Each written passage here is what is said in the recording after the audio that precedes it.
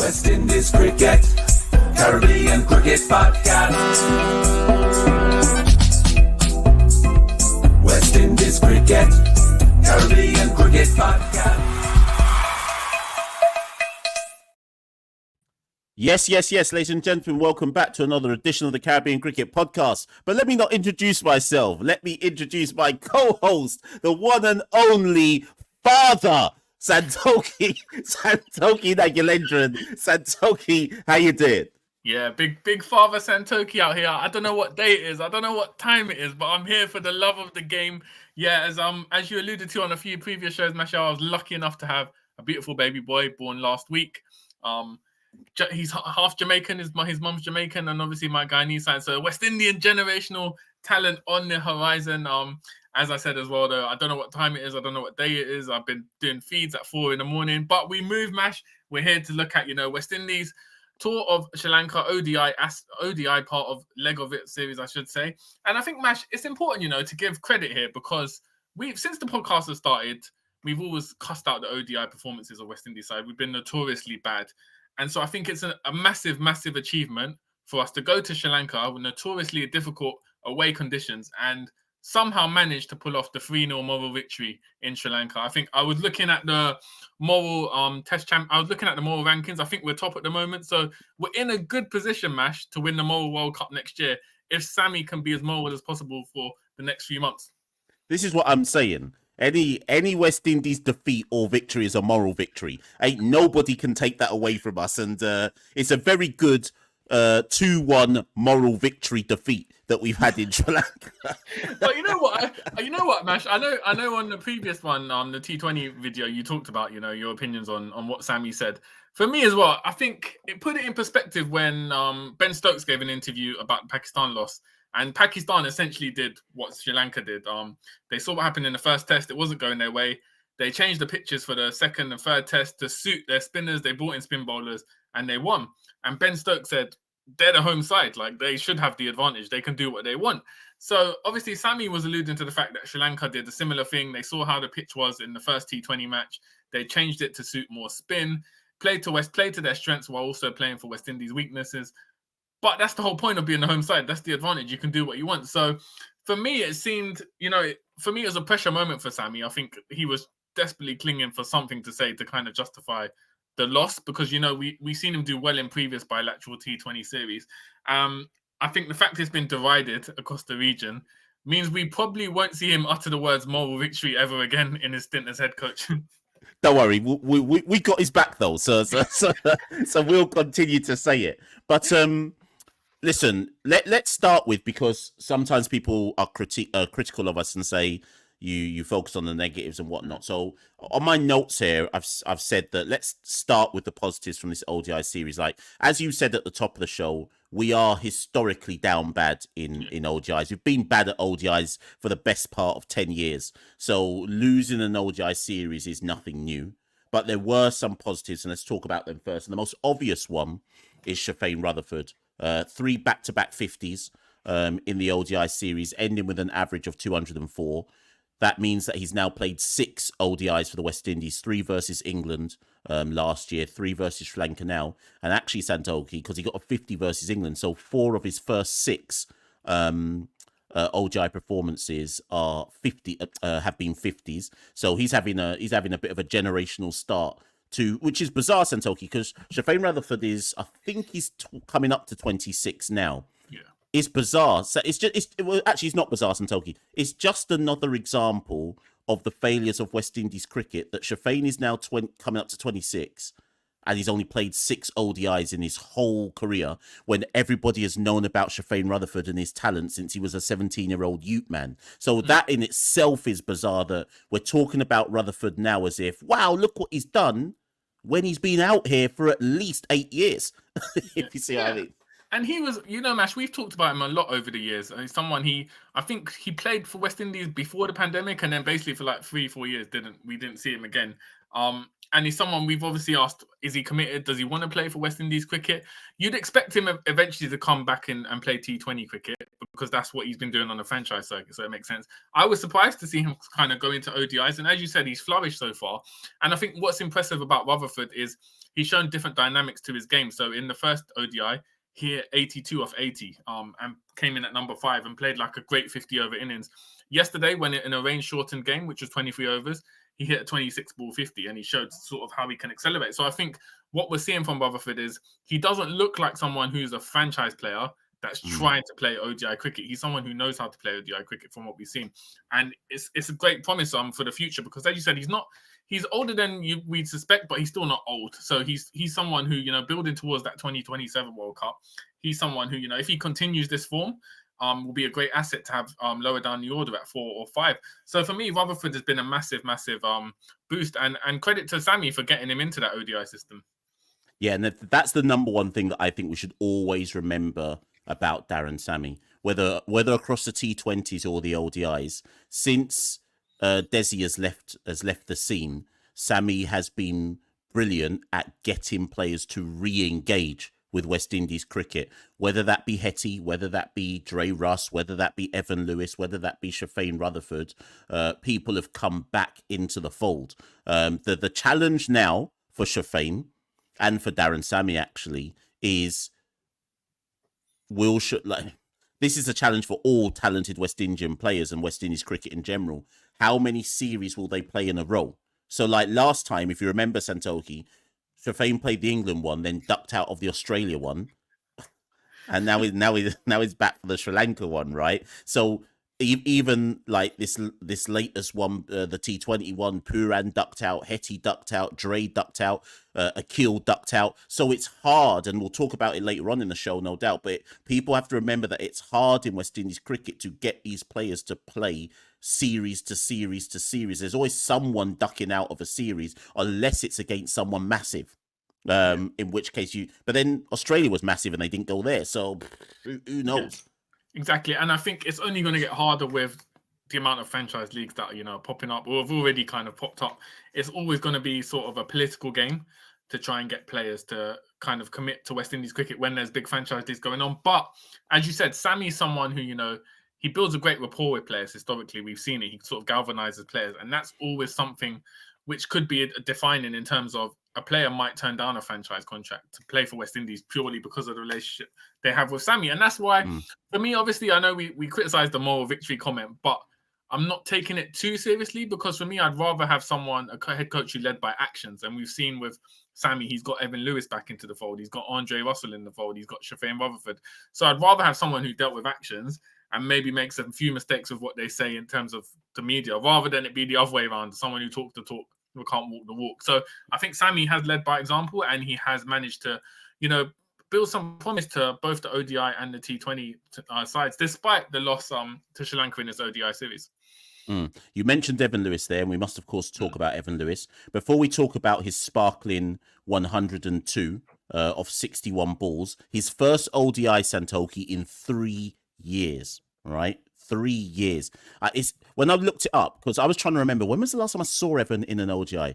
3 years is ridiculous. Now, the reason I want to just talk on Evan first before we talk about his use to the West Indies ODI side is that we did some tweets after Evan's century, and lots of people are atting us saying, it's Evan's fault he's not being in West Indies cricket. Somebody atted us and said, CCP are just talking in hindsight. We weren't calling for Evan to be back, which I found bizarre because if there's been any West Indian platform that has been calling for Evan Lewis to be in the West Indies team from day dot Santokie, it's been us. Yes, we've laughed about he's building a house stuff, but what's important in all of this is, and people may have forgotten, and I had to go back to look at our old tweets to remind myself. In about 2022, early 2022, do you remember, Santokie, that Evan went on Insta and was cussing about West Indies selection and West Indies selectors? And the reason I'm harping back to that is to just remind people there's two sides to every story here. All we've been told for the last 3 years is Evan Lewis is unavailable, Evan Lewis has failed fitness tests, Evan Lewis isn't committed to West Indies cricket. The only person who's never spoken on it is Evan Lewis, right? But you and I have been consistent in saying, find a way to break bread with this guy. We can't afford to have Evan Lewis on the sidelines. Even if we just look in the context of ODI cricket, with this century, that's Evan Lewis's 5th ODI century. Other than Shea Hope, there's no one better than that. So how can we afford, regardless of whatever the real story is, what should have been clear for every single West Indian fan is that the onus was on West Indies selectors and stakeholders to find a way to sit with Evan and say, Evan, what's it going to take to get you back into the fold? What's it going to take? Why are you angry? What has vexed you? Same thing would have had to have happened for Deandra Dottin. Dottin ducked out for 2 years. Something clearly must have vexed Deandra Dottin. Someone had to go break bread with her. And this is why, again, I credit Sammy Santokie. He found a way to break bread with Evan Lewis and bring him back into the fold. My critique, Santokie, is that it's taken 3 years for someone to have the gumption to sit with the man and talk on a level with him. Yeah, and I think it's a real shame because the last time he played an ODI before this, he was 29. He's now 32. So essentially, he's missed out on what is your peak years as a batsman. And we've always said, Mash, in ODI cricket in particular, you always need an explosive batter at the top of the order. We haven't had that since Chris Gale retired from the format, really. And if you look at other sides in the world, whether it be Travis Head at Australia, Johnny Bairstow in England, most ODI sides, successful ones, always have someone who can come out of the block straight away, put pressure on the bowlers, build a big score in the power play. Obviously, we've had Brandon King, Carl Mayers, who can accelerate, but they're not explosive in the same sense Evan Lewis is. So for me, as you always rightly say, Mash, on our social media accounts on the podcast, we always shoot ourselves in the foot in West Indies cricket because we had an explosive player there and we just chose for whatever reason to not engage with him and kind of discard him. And we've seen him come back. I thought once we saw him come back, if he did play, it would take a few games for him to settle in, get used to the format. I know it was a range-shortened game, which kind of played to his advantage. But the fact he managed to hit a century and the range of shots he was doing on the onside, on the offside, really rattled the Sri Lankan bowlers as well. Like they didn't know how to control it or what to do. Showed the talent and promise. And I guess we can just basically count ourselves lucky at this point that at least he's now back in the setup and we can look to planning forward. But there's always going to be a tinge of regret because I think if we had Evan Lewis in for the World Cup qualifiers in Zimbabwe, we probably would have made the World Cup.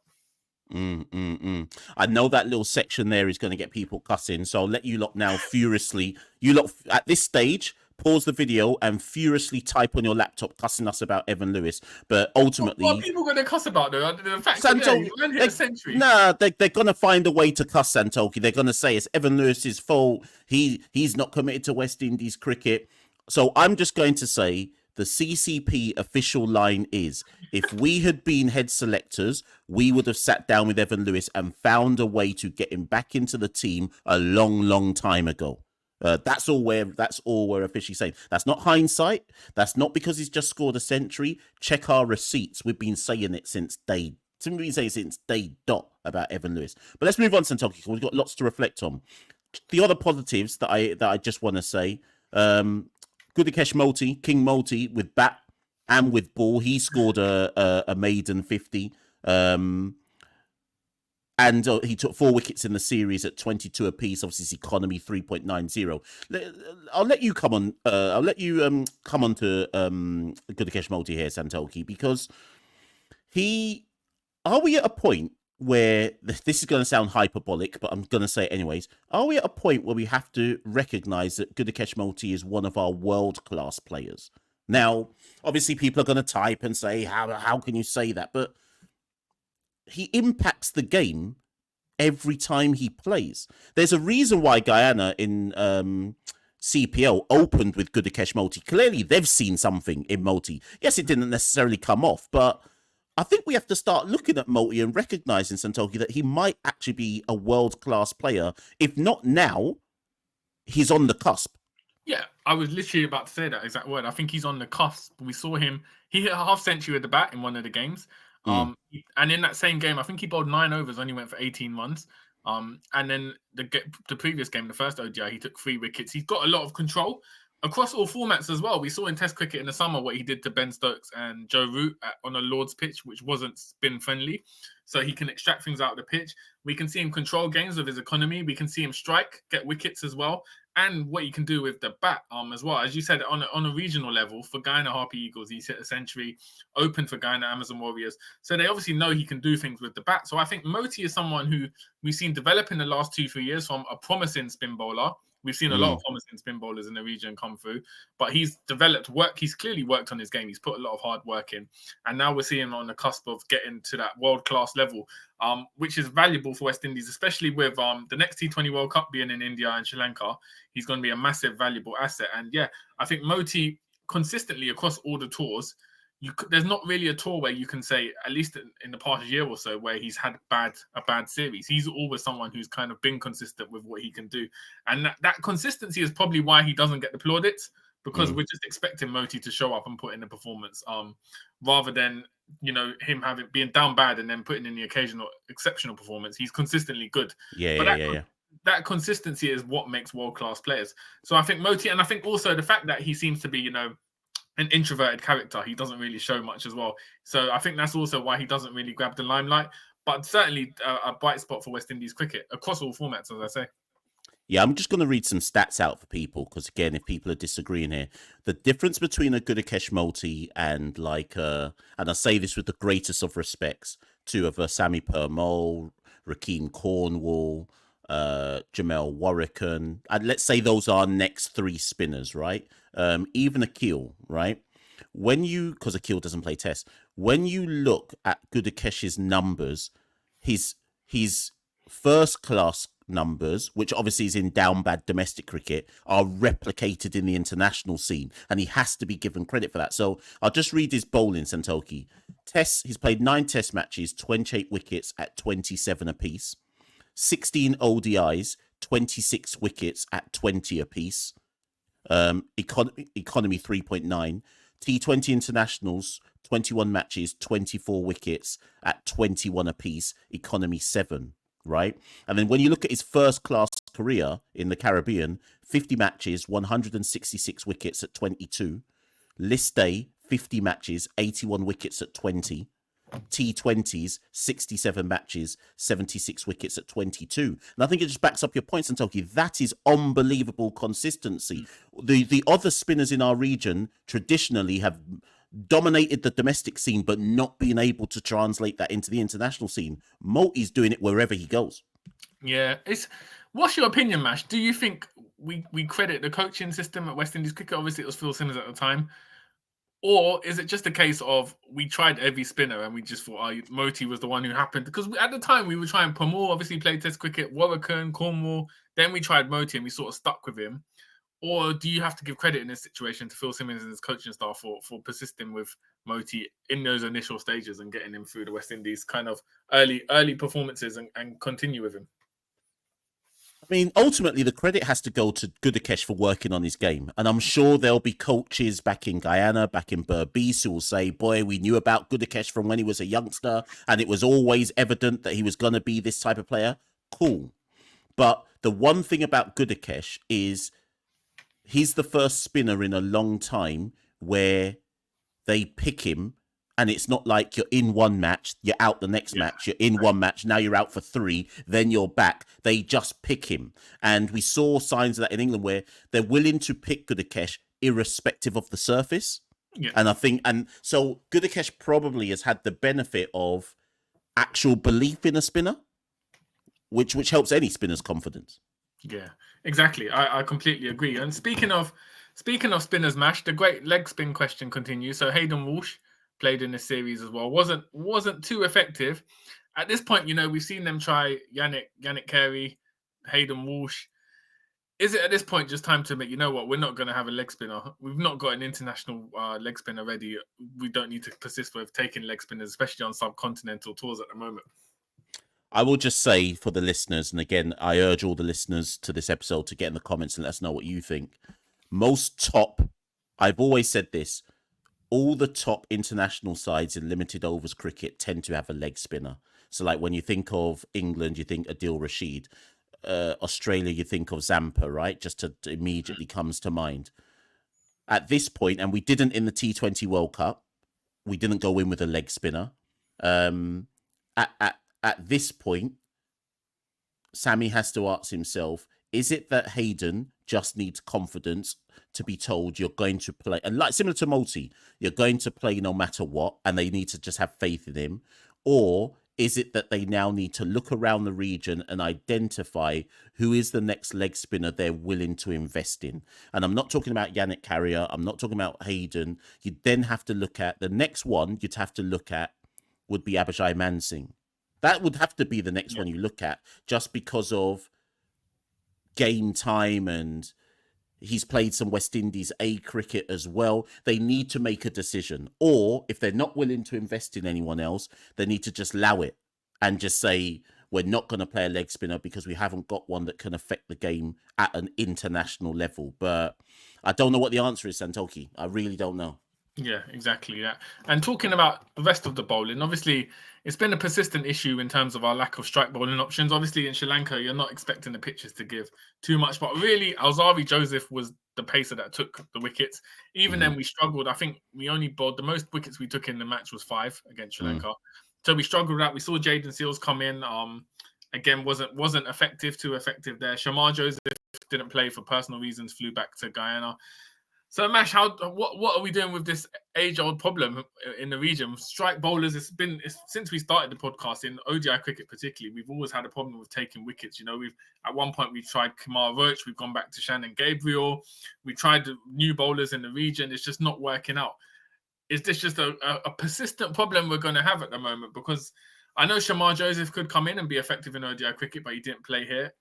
Even if he does, it just means we've still got Alzari and Shamar as our sort of 2 strike bowlers at the moment, and you need a lot more to compete with on an international level. So how do we resolve this problem? Is it just a case of praying that someone in the academy can take wickets in 50 over cricket in the next 5 years?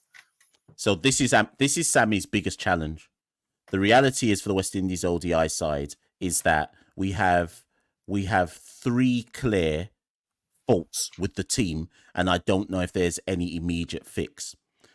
The first fault is, historically and traditionally, we don't know how to play 50 overs cricket. Let's not forget, because a lot of people will have forgotten, that it was only a year ago, Santokie, that they introduced the new point system for Super 50, which I assume will be running again this year, where it was like extra bonus points if you score certain amount of runs in certain amount of overs, if you take certain amount of wickets by a certain over, if anybody scores 100, if your dot ball percentage is under 50. So I have to assume that Miles Bascom and Darren Sammy are running that back again in this year's Super 50. So the first flaw we've got is, this is going, like I say, this is 10 years of not being able to play 50 over cricket properly. We're either grind ball or we're 6 hitting. There's no real in between in our cricket, right? The second issue is the batting's not consistent enough. And even in this series, Shai Hope didn't come off. Shai Hope scored 32 runs across the 3 games. It's no surprise, therefore, that we didn't really compete in the series, because again, traditionally, when West Indies do well in ODIs, it's because Hope has batted for a long time and kept us in the game, right? So that's issue number 2. Issue number 3, yes, we won a game in this ODI series, but if we're going to be harsh, was that only because it was a 2020 game, Santokie? It was basically reduced to 20. It was reduced to 23 overs. It was a 2020 game. It wasn't a 50 over ODI game. The shorter the game, the greater the chance you have of West Indies being able to level the playing field, right? So there's that. And then the fourth issue is, we don't have strike bowlers. Gudakesh Motie is a strike bowler. Alzari Joseph is a strike bowler. We don't. The jury's out on Shamar Joseph. I want to believe he could be one. But even if Shamar Joseph turns out to be one, that's only 3 bowlers, Santokie. Everybody else who tells themselves that they're a bowler is basically a bits and pieces cricketer who is good one day and bad 3 other days. That, and again, that sounds harsh, but what I'm trying to get at is, we don't have, if there's 11 players on a cricket team, at any one time in our ODI cricket, we've probably only got 4 who can truly affect the game consistently, maybe even 3. And you can't win matches with that. You just can't.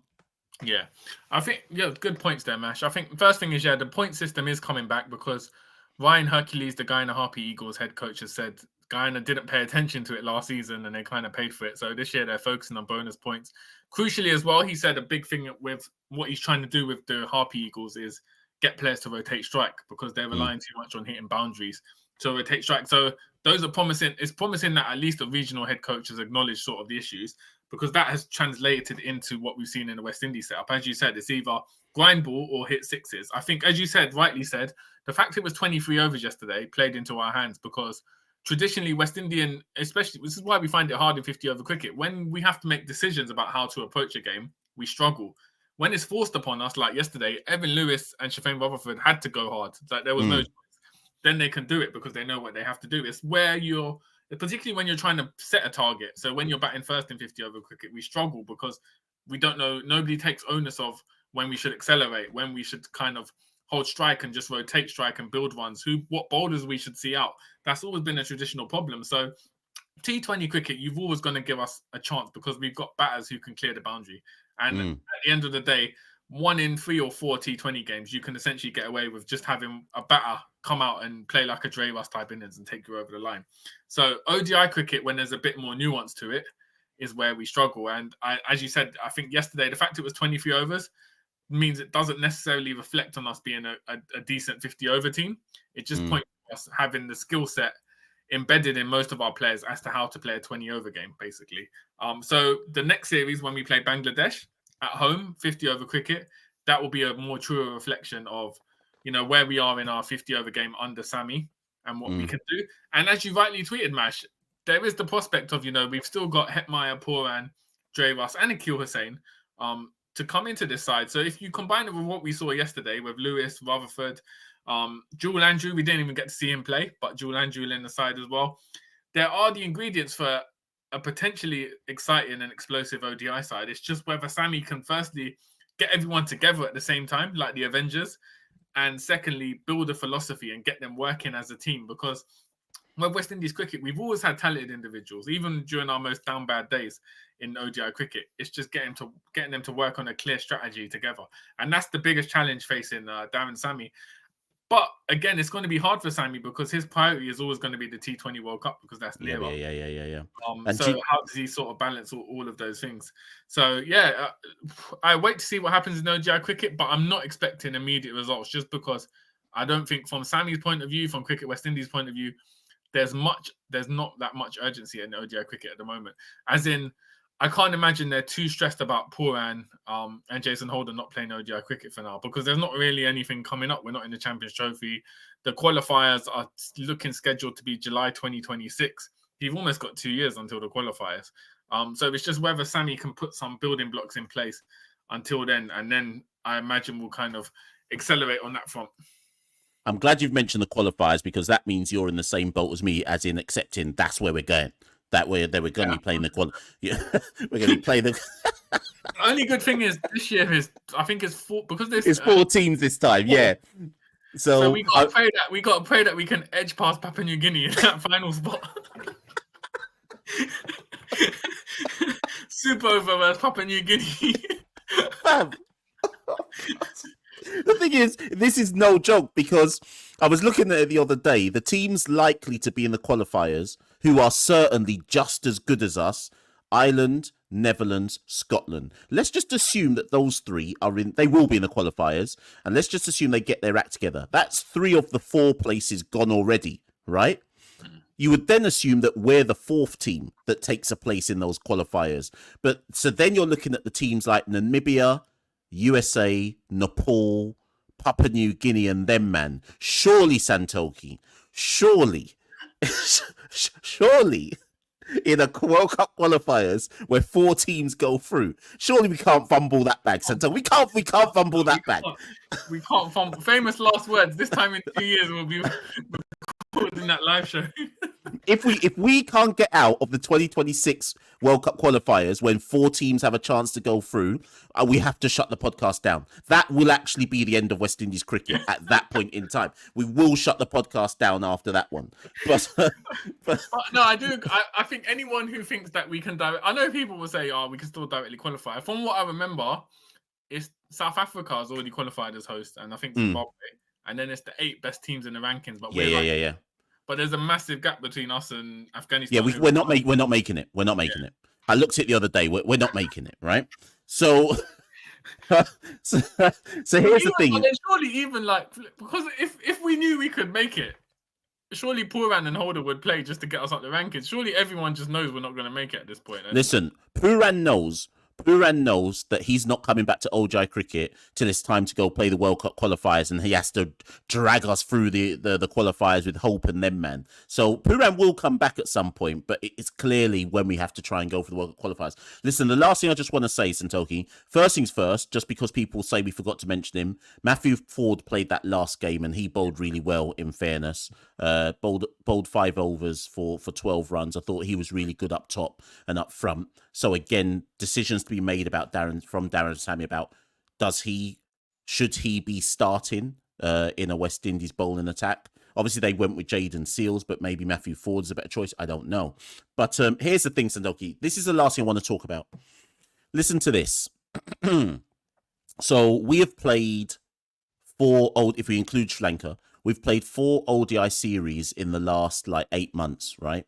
India, England, Australia, and then Sri Lanka.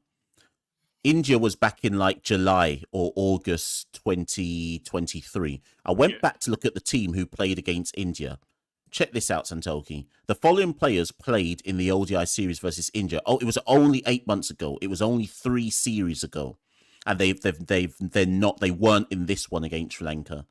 Rovman Powell, Yannick Carrier, Dominic Drakes, Shimron Hetmeyer, Kyle Mayers, Kevin Sinclair, O'Shane Thomas, right?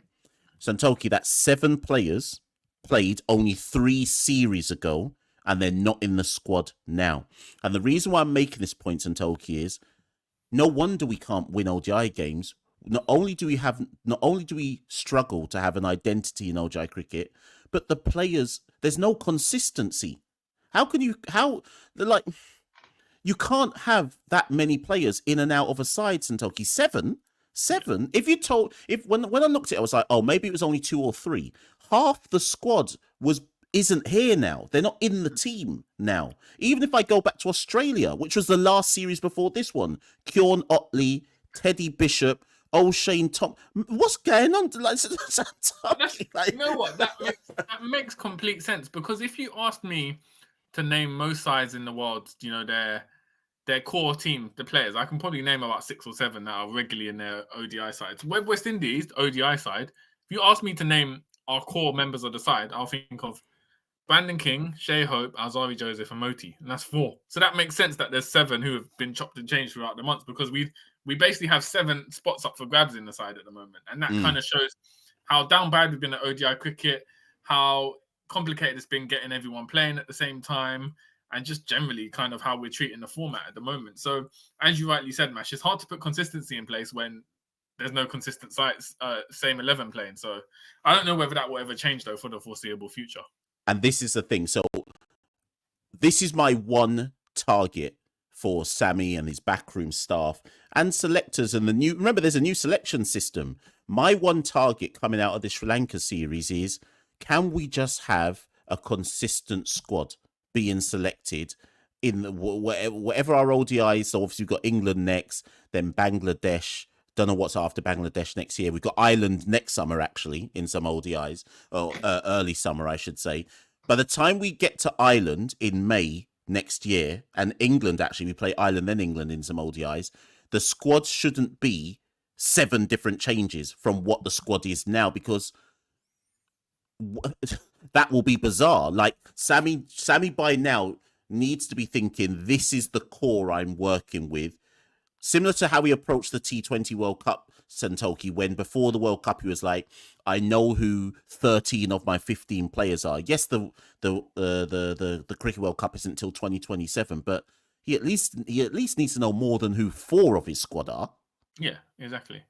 From and series it's to interesting. series. You rightly brought up the new selection policy, because that selection policy is interesting in and of itself, because Sammy essentially is the primary selector at the moment for the side. But he did say before the Sri Lanka series, he definitely speaks to both captains, so Shea Hope and Rovman Powell, about selection. So I wondered during these conversations, did Rotherham ask him, like, why am I not in the ODI side? What's going on?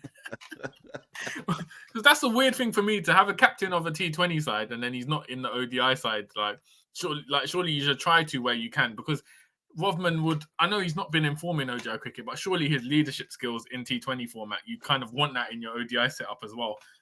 So it'd be interesting to see kind of how Rotherham, because he's not in the Super 50, because West Indies. No, he's not. Yeah, of course. Yeah, he's not. You're right. So how are you? What's the criteria? Because obviously Miles Bascom's come out and said they're not necessarily looking at domestic performances to get into sides now. So what's going to be the criteria going forward to make the ODI side? Or is that just a way of saying, Mash, at the moment, we're not going to rely purely on Super 50 stats. So if it's a case of like a Darren Bravo again, someone like Darren Bravo hits top scorers, they've covered themselves by saying, we're not relying solely on domestic performances kind of thing. Because if you're not relying on domestic performances, how are you gonna? I know he meant it in terms of we're being more open and flexible, but what is the criteria to make the ODI side at the moment? Because how are you going to prove yourself in 50 over cricket?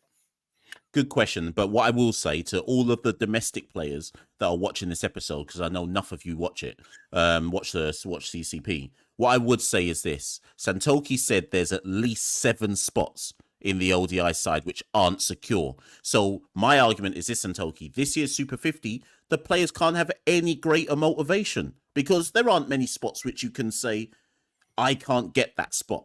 So if you score enough runs, obviously Desi and that lot violated Darren Bravo last year, but assuming that was a personal violation on Darren Bravo and that everybody else has an equal chance to get into the team, right? If you score runs, similar to what Machel Louis did, Santokie, he top scored in first-class cricket, 2-2s, he's travelling to England as West Indies test opener. So ultimately, if you score runs in Super 50 or take bare wickets in Super 50, you have every right to be thinking, well, you might as well give me a go, because every other man in that team ain't doing nothing anyway, so you might as well give me a go. Yeah. For all you know, after Super 50, we might see Kirk Sanjay McKenzie, top score Super 50, and make his redemption back into the West Indies side, this time in the ODI cricket. But yeah, that's been everything, Mash. It's been good to be back talking West Indies cricket.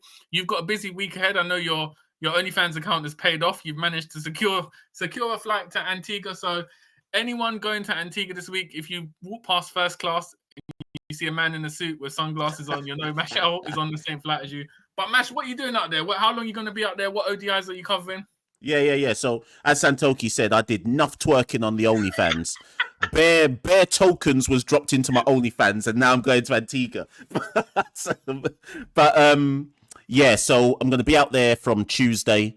The plan is to be at Sir Viv's ground, at the Sir Viv ground on Wednesday, doing some interviews. Thursday, I should be doing some commentary, I think, for Talk Sport on the first ODI.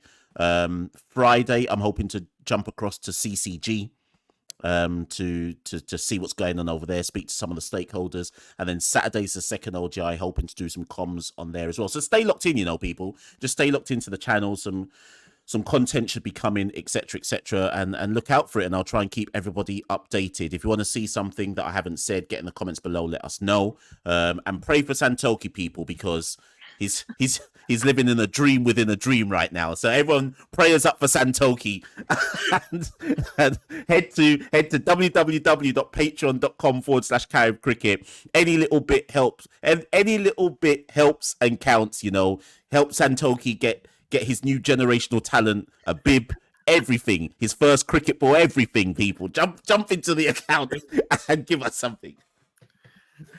All right, guys, have a good evening, have a good morning, have a good afternoon, wherever you're listening to the world. I'm sure we'll get loads of comments on this one as well. Whether you agree with us, disagree, we're always happy, to engage, discuss with the fans, by the fans, for the fans. So stay locked. Probably the next episode we'll do, Mash will be live from Antigua, so look out for that one. As West Indies, no relaxing in the schedule, straight into the England series. They might do a squad announcement. As far as we're aware, it looked like the same squad will be going straight to Antigua to play the ODI series. But as always, and also make sure to follow us on X, on Instagram, on TikTok for more kind of regular updates in between our recorded episodes. So thank you all for tuning in, and we'll see you very soon. West Indies Cricket, Caribbean Cricket Podcast. West cricket, Caribbean cricket podcast.